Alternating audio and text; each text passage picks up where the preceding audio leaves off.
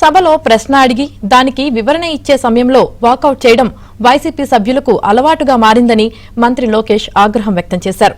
ఇటీవల విద్యా విధానంపై సుదీర్ఘంగా చర్చ జరిగితే వైసీపీ సభ్యులు పాల్గొనకుండా వాకౌట్ చేసి వెళ్లిపోయారన్నారు.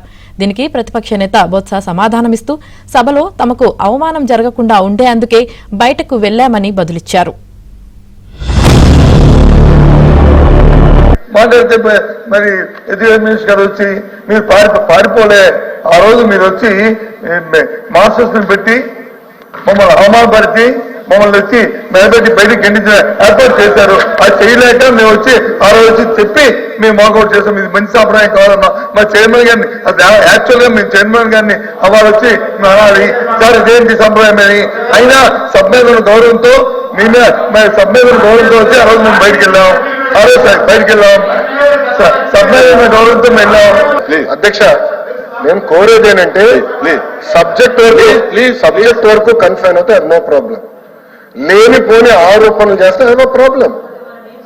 సార్ సాఫ్రనైజేషన్ అనే పదమైన వాడర్ ఎక్కడ చేసినా నిరూపించమని చెప్పండి, నేను కూర్చుంటాను. అది no problem sir.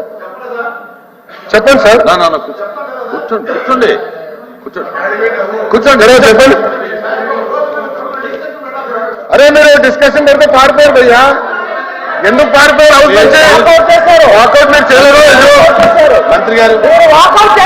Discussion walkout చేసి మీరు మాట్లాడతారు.